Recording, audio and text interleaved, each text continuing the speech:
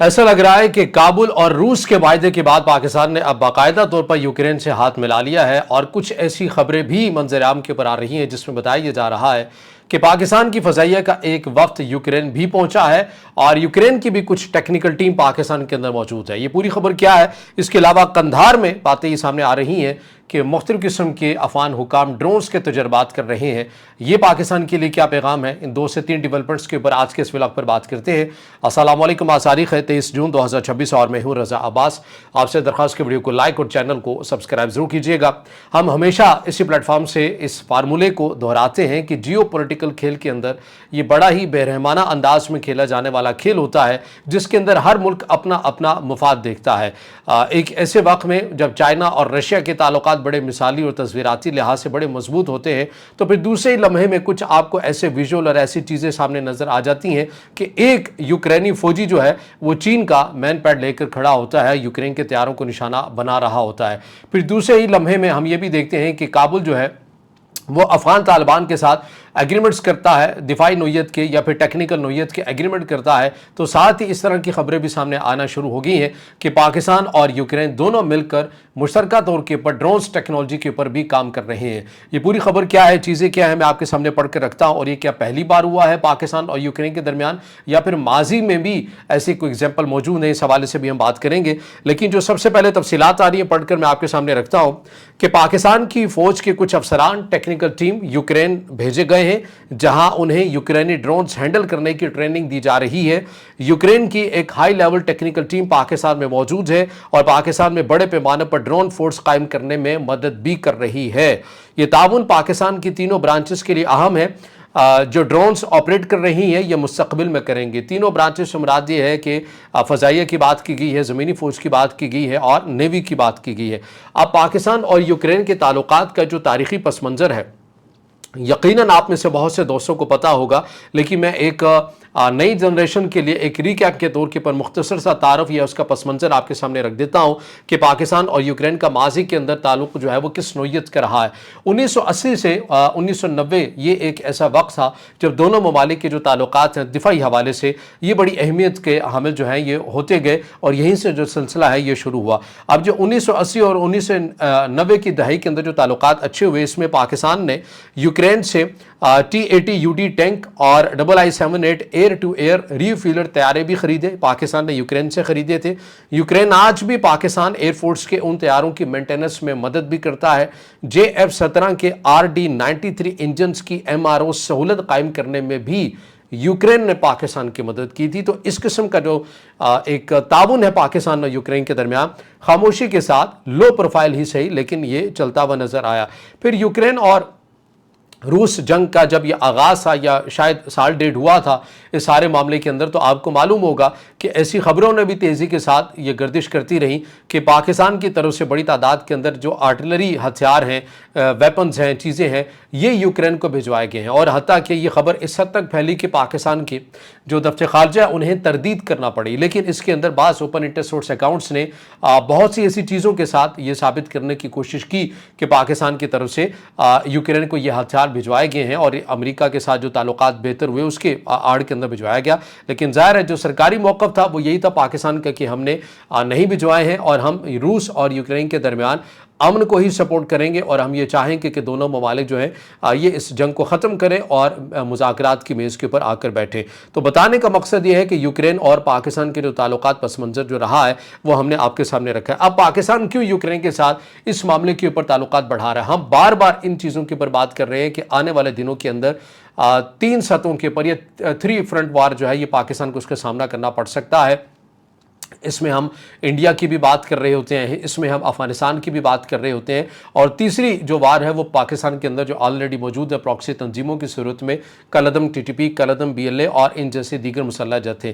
انہیں اب ایسا لگ رہا ہے یا پاکستان کے فیصلہ ساز یہ سمجھتے ہیں کہ آنے والے دنوں کے اندر ان مسلح جتھوں کو اور بالخصوص افغانستان سائڈ کو ڈرونز کی ٹیکنالوجی سے مالا مال کیا جائے گا، اور انہیں زیادہ سے زیادہ اس ٹیکنالوجی کے اندر وسائل دیے جائیں گے یا پھر ان کو ٹرین کیا جائے گا، اور یہ پاکستان کے لیے مشکل ہو سکتا ہے۔ اور ویسے بھی اگر پاکستان اور انڈیا کا خدا نہ کرے لیکن اگر معاملہ ایسا کوئی جنگ کی طرف جاتا ہے، کیونکہ جنگیں کسی بھی معاملے کا حل نہیں ہوا کرتی اور نہ ہی ہمیں ایسی کوئی دعا کرنی چاہیے، لیکن پاکستان کو بھی لگتا ہے کہ اس بار جو جنگ ہونی ہے اس کے اندر ڈرونز جو ہیں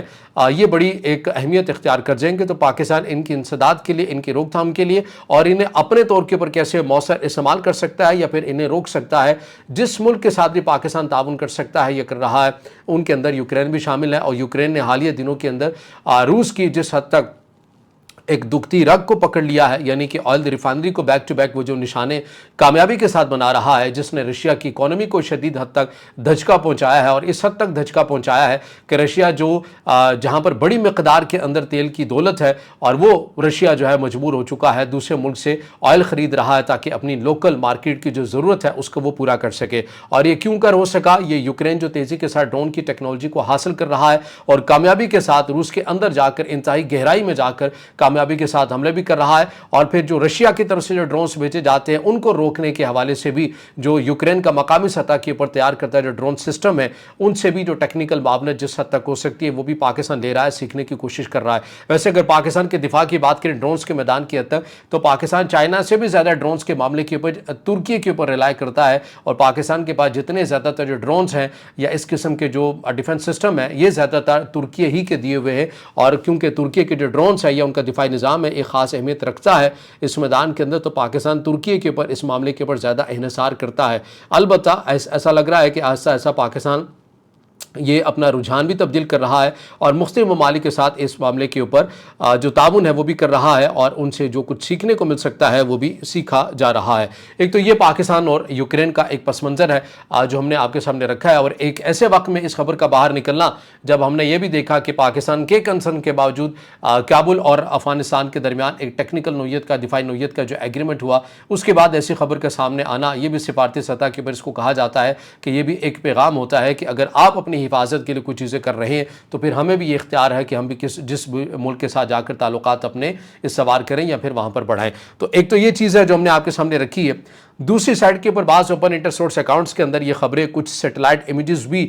دیکھنے کو ملی ہیں، جس میں بتایا یہ جا رہا ہے کہ قندھار کے اندر، افغانستان کے صوبے کے اندر کچھ ڈرونز، ایف پی وی ڈرونز جو ہیں ان کا بڑی تعداد کے اندر تجربہ کیا جا رہا ہے۔ اب جب ہم نے اس معلومات کو قریدا مزید اس کو سمجھنے کی کوشش کی، اس کے اوپر ریسرچ کی، تو معلوم یہ ہوا کہ افغان طالبان مختلف جو یونیورسٹی کے اسٹوڈنٹس ہیں انہیں اس حوالے سے ٹرین کر رہے ہیں، تربیت دے رہے ہیں کہ وہ افغانستان کے دفاع میں کس حد تک اپنا کردار ادا کر سکتے ہیں، اور ڈرونز کے حوالے سے جو تجربات ہیں وہ ان کو کرنے کے لیے دیے گئے ہیں کہ آپ اس کے اوپر دیکھیں کہ کیسے مہارت حاصل کر سکتے ہیں۔ اور ایف پی وی ڈرونز کے حوالے سے، یہ ایف پی وی ڈرونز ظاہر ہے یہ مختلف قسم کے ڈرونز ہوتے ہیں، اس میں آپ کو پتا ہے کہ یہ ڈرونز کوئی غیر معمولی قسم کے ڈرونز نہیں ہوتے، یہ اسی قسم کے ڈرونز ہوتے ہیں جو آپ شادی بیاہ میں بھی عموماً آپ نے اپنے آس پاس اڑتے ہوئے دیکھے ہیں، پھر انہیں ہی آگے جا کر کسٹمائز کیا جاتا ہے۔ اور یہ جو ایف پی وی ڈرونز آپ نے دیکھا ہوگا کہ لبنان کی جو تنظیم استعمال کرتی رہی اس کے ساتھ فائبر کو اٹیچ کر کے تاکہ الیکٹرانک وارفیئر سے ان ڈرونز کو نہ گرایا جا سکے، اور وہ اسرائیل کے لیے انتہائی پریشان کن بھی وہ بنے۔ اسی قسم کے جو ڈرونز ہیں اس کے اندر مزید جدت لانے کے حوالے سے یا اس کو مزید کس حد تک کسٹمائز کیا جا سکتا ہے، چونکہ یہ سستے بھی ہوتے ہیں، اور انہی سستے ڈرونز کی مدد سے آپ نے دیکھا کہ یوکرین نے رشیا کے تصویراتی وہ جہاز جو کہ نیوکلیر بم گرا سکتے ہیں، جو کہ انتہائی مہنگے ہوتے ہیں، انہی سستے ڈرون سے انہیں بھی یوکرین نے نشانہ بنایا۔ تو انہی ڈرونز کے حوالے سے جو افغانستان ہے یا افغان طالبان ہیں یا اپنی یونیورسٹی کے اسٹوڈنٹس کو ترغیب دے رہے ہیں کہ آپ زیادہ سے زیادہ اس کے اندر مہارت حاصل کریں، اس کو مزید کہ ہم کیسے کسٹمائز کر سکتے ہیں، پوری ایک ڈرون فورس کیسے ہم بنا سکتے ہیں، اس حوالے سے قندھار کے اندر آج بعد ایسی سیٹلائٹ امیجز جاری ہوئی ہیں جس کے تحت یہ تجربات بھی کر رہے ہیں۔ اور ہم بار بار اسی کے اوپر بات کر رہے ہیں کہ جو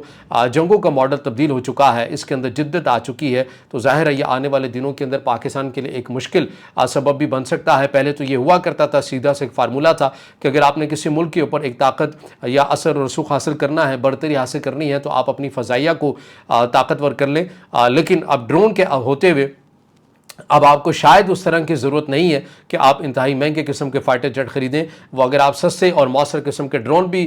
لے لیتے ہیں اور پھر اس کے اندر آپ مزید کسٹمائزیشن والی جو تمام ٹیکنالوجی کے ہنر ہے، ٹیکنیکل چیزیں ہیں، وہ اگر آپ سیکھ لیتے ہیں تو ظاہر ہے یہ آپ کسی بھی ملک کے لیے مشکلات جو ہیں وہ پیدا کر سکتے ہیں۔ تو یہ 2 سے 3 خبریں تھیں جو ہمارے سامنے آ رہی ہیں۔ اب یہ ایف پی وی ڈرونز کی میں آخر میں چلتے چلتے آپ کے سامنے کچھ خصوصیات بھی رکھ دیتا ہوں تاکہ مزید جو چیز بات ہے وہ واضح ہو جائے۔ तेज़ रफ्तार और दुरुस्तगी, आला रफ्तार और हकीकी वक्त में वीडियो ट्रांसमिशन की बदौलत दुरुस्त निशाना बनाना मुमकिन होता है। FPV ड्रोन से कम लागत होते हैं, इंतहाई सस्ते होते हैं और दस्तयाब भी होते हैं, हर जगह पर मिल भी जाते हैं। पे लोड छोटा धमाका खेज मवाद या निगरानी आलात भी ले जा सकते हैं। ये टेक्नोलॉजी यूक्रेन तनाज़ा और दीगर जदीद जंगी मैदानों में तोसी पैमानों पर इस्तेमाल भी हुई है। तो ये वो चीज़ है जिसका हमने